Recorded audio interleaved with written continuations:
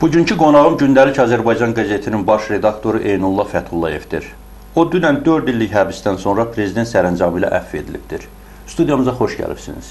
Təşəkkür edirəm. Necə qiymətləndirdiniz bu əfvi? Əvvəla mən Amerika səsi və eyni zamanda Azadlıq radio stansiyasının fürsətdən istifadə edərək öz təşəkkürümü bildirmək istəyirəm. Çünki həbsdə olduğum bu mürəkkəb illər ərzində dayaq olmuşsunuz, kömək etmişsiniz. Daim bütün problemləri və o qarşılaşdığım hüquqi nihilizmin acı nəticələri, yəni taleyimdə əks olmuş acı nəticələri haqqında həm Azərbaycan auditoriyasına, həm də bütün dünyaya məlumatlar yaymışsınız. Bu mənim üçün çox önəmli idi. Bilirsiniz, əslində mən ötən il azadlığa buraxılmalıydım. Çünki Avropa Şurasının, bilirsiniz, Avropa İnsan Haqları Məhkəməsinin qərarı ilə mən dərhal azadlığa buraxılmalıydım. Lakin mənə qarşı yeni qondarma cinayət açıldı. Sonradan Nazirlər Komitəsinin, Avropa Şurası Nazirlər Komitəsinin 30 noyabr 2010-cu il tarixli, 20 mart 2011-ci il tarixli və nəhayət 6 iyun 2011-ci il tarixli gözlənilən artıq demək olaraq ki, o qərarda olacaq. Bu qərarlardan sonra şübhəsiz ki, mən azadlığa buraxılmalıydım. Düşünürəm ki, gecikmiş də olsa, amma nəhayət mənə münasibətdə ədalətli addım atıldı və mən azadlığa doğmalarımın, yaxınlarımın yanı bir daha Azərbaycan cəmiyyətinə qovuşdum. Sizin müdafiənizdə çoxsaylı beynəlxalq hüquq müdafiə təşkilatları, yerli jurnalist təşkilatları, o cümlədən reportyorların azadlığı və təhlükəsizliyi institutu, obyektiv TV, müxtəlif təşkilatlar, yəni sizin hüquqlarınız uğrunda çarpışıbdır, mübarizə aparıbdır. Mən qeyd edərdim ki, Artikel 19 təşkilatı, sonra reportyorların, sərhədsiz reportyorlar təşkilatı, Human Rights, Amnesty International, çox saylı, yəni beynəlxalq və yerli təşkilatlar. Bununla bağlı necə qiymətləndirirsiniz? Bilirsiniz, mən Tapdıq bəy, həbsxana illəri zamanı məndə bu aforizm, bəlkə də qeyri-təvəzzökarlıq olsa da, amma mən bir aforizm, belə bir qeyri-adi aforizm ixtira etmişəm, yəni düşünmüşəm, tapmışam. Mənim fikrimcə, Azərbaycanlılar yorulana qədər mübarizə aparır, lakin Avropalılar nəticəyə qədər. Bax, hesab edirəm ki, mənim simamda Avropalıların nəticəyə qədər mübarizə aparması bir daha təzahür olundu. Çünki baxın, Azərbaycan hökuməti düşünürdü ki, Avropa Məhkəməsinin qərarından sonra Eynulluya qarşı yeni saxta ittiham irəli sürüb, onu həbsdə saxlayacaq və artıq dünya ictimaiyyəti bu məsələdə tələblərini ən azı səngidəcək. Çünki Avropa Məhkəməsinin qərarlarını icra edib, o ittihamları onun üzərindən götürmüşük, məntiq bu idi. Lakin narkotik bu tamamilə fərqli bir ittihamdır. Lakin dünya ictimaiyyəti yorulmadı və mənim müdafiəm uğrunda yeni bir beynəlxalq kampaniya başladı. Mən böyük məhəbbətlə və eyni zamanda belə sizə deyim ki, çox səmimi olaraq bunu qeyd etmək istəyirəm. Vaslav Havelin kitabını oxumuşam, o Olqaya məktublar. Yeri gəlmiş, onu mənə Mikloş Xaraççı hədiyyə etmişdir, o kitabı. Mən ondan xahiş etmişdim, o mənə alıb o kitabı göndərmişdi və həmin kitabda mən sizə deyim ki, çox gözəl bir söz var. Vaslav Havel həbsdən çıxandan sonra, o kitabın müqəddiməsində var, o deyir ki, əlbəttə, Azadlıq radiosu olmasaydı, mən həbsdə qalacaqdım.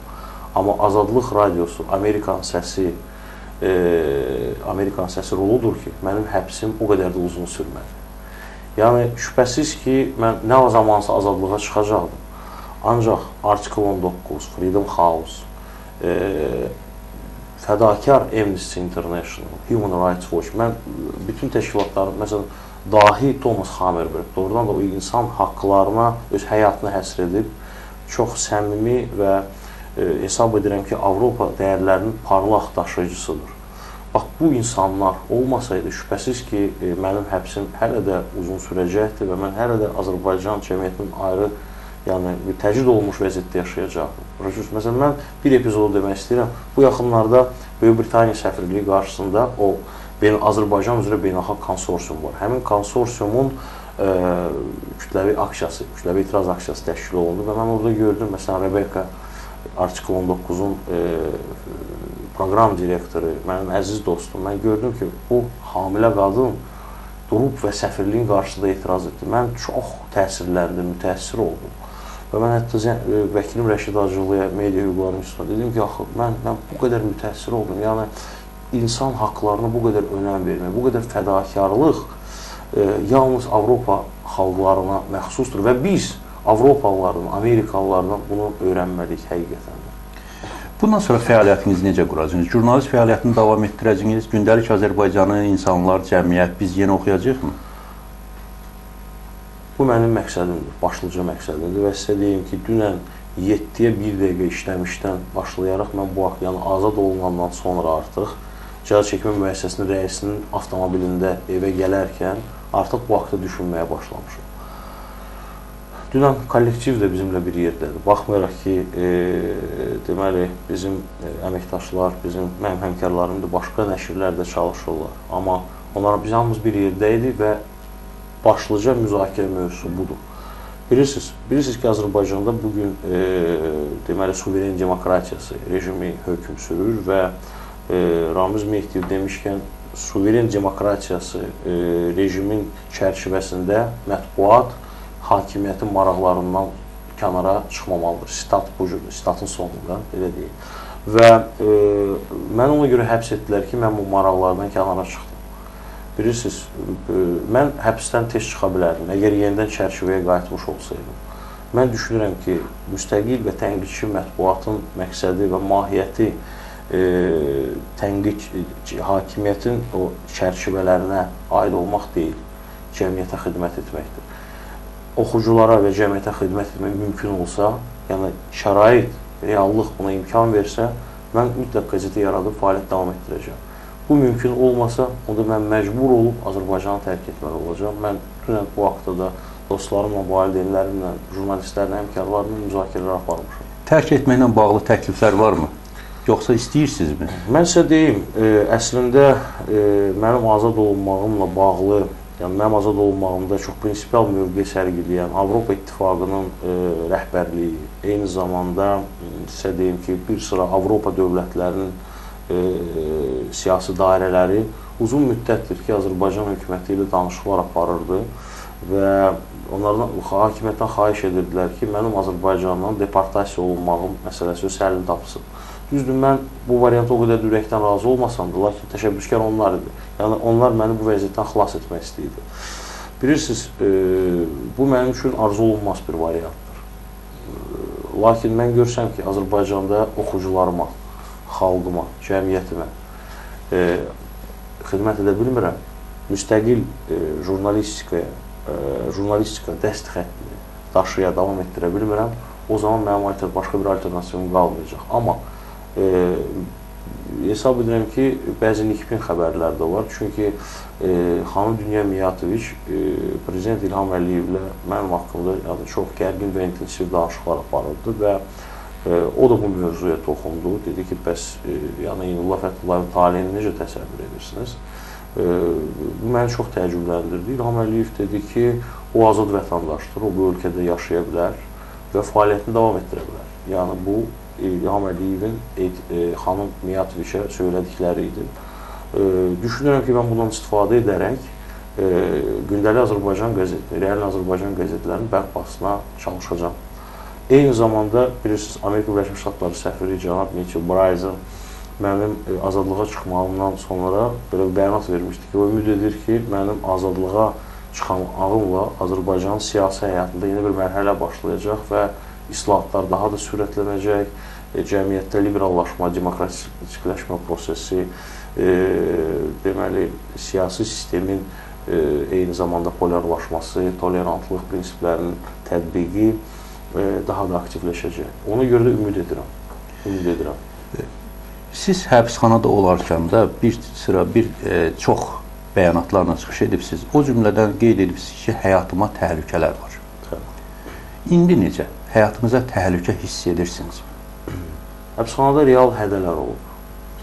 bilirsiniz ki, konkret o hədələri məni hədəliyirdilər, kameraları, yəni kameraya hətta kriminal unsurları salıb çalışırdılar ki, bilirsiniz, mənə mənəvi, psixoloji təzyiq göstərsinlər.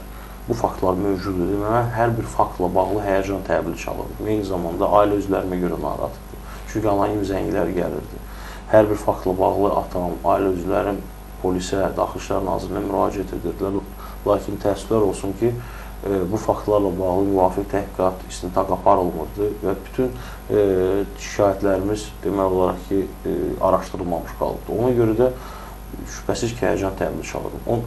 Siz tamamilə haqlısınız. Mən azadlığa çıxandan sonra yadınızdadırsa, mənə sual veriləndə ki, mən jurnalist fəaliyyətimi davam etdirəcəmmi? Mən dedim ki, əgər mənim təhlükəsizliyim və azad fəaliyyət üçün yəni şərait təmin olunsa, mütləq davam etdirəcəm. Yəni şübhə, bu, mən məhz təhlükəsizlik məsələyə eyham vurmuşdum. Çünki bu məni çox narahat edir. Son və maraqlı sual, indi siz həbsxanaya gedəndən sonra son 4 ildə dünyada media sahəsində münasibətlər dəyişibdir. İndi sosial medialar dünyanı bürüyübdür və inqilablar mediası deyirlər bəzən də. Blokçuluq, indi blokçular həbsxanaya göndərilir jurnalistlərin əvəzinə. Siz necə? Sosial şəbəkələrdə istifadə edəcəkinizmi? Blokçuluqla məşğul olacaqsınızmı? Ümumiyyətlə, mən hesab edirəm ki, bugün Azərbaycanda iki partiyanın qarşı durması mövcuddur. Bu, həm də iki təfəkkürün konfrontasiyasıdır.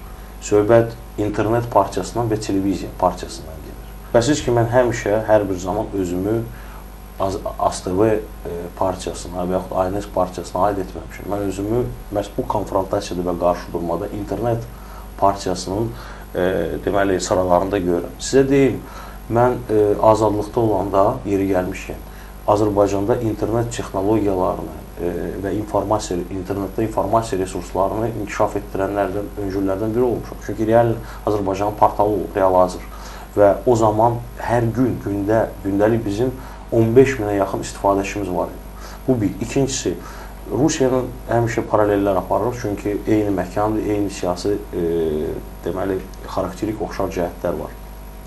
Məsələn, baxın, görün Aleksandr Navalny bir bloqla, bir deməli, saytla bütün Rusiya ictimai fikrini necə sirkələyir. Mən sizə tamamilə razıyam. Sosial jurnalistikanın böyük rolu var, mövcuddur. Amma mən daha çox Independent qəzetinin sahibi Aleksandr Lebedevin fikri və həm də Nova qəzetinin aksioneridir, səmçisidir. Onun fikri ilə razıyam ki, sosial şəbəkələr və sosial jurnalistika heç vaxt ənənəvi, peşəkar, təhqiqatçı jurnalistikanın yerini tuta bilməz. Əlbəttə, şübhəsiz ki, sabah çap mediası ilə bağlı biz hansısa, yəni sizə deyim ki, yəni bizə işləmə imkanı verməsələr, kobud desək, birbaşa desək, şübhəsiz ki, o zaman ola bilər ki, sosial jurnalistika, sosial şəbəkələrə maraq göstərək. Həbslərə qaldıqda isə, bilirsiniz, dünən biz sizinlə bu haqda bir kişi fikir mübadiləsi apardıq və mən sizə dedim ki, bugün Azərbaycanda məni dəhşətə gətirən əsas nədir? Azərbaycanda siyasi həbslər adiləşib. Bax, bu təhlükəlidir. Mənim yadımdadır, 2007-ci ildə mənim həbsim yadınızdadır, böyük əksədaya səbəb olmuşdu. Çünki ilk yəni mənim həbsim bir ritual həbsi idi və əsasən jurnalistlərin həbsi mənim həbsimdən sonra başlandı. Yəni bu prosesin əsası ondan qoyuldu və 20-dən artıq jurnalist həbsxanaya yollandı. Bugün siyasi həbs artıq adi bir hadisədir və məni həyəcanlandıran budur. Çünki bugün siyasi həbs adidirsə, sabah terror aktı da adi olacaq. Ona görə də şübhəsiz ki, bax, biz jurnalistlər bu mövzunu həyəcan təbili çalmalıyıq və çalışmalıyıq ki, buna preventiv mexanizmlər formalaşdıraq, ictimai nəzarət baxımından. Çox sağ olun studiyamıza gəldiyinizə görə. Bugünkü qonağım Gündəlik Azərbaycan qəzetinin baş redaktoru Eynullah Fəthullayev idi. Sağ olun.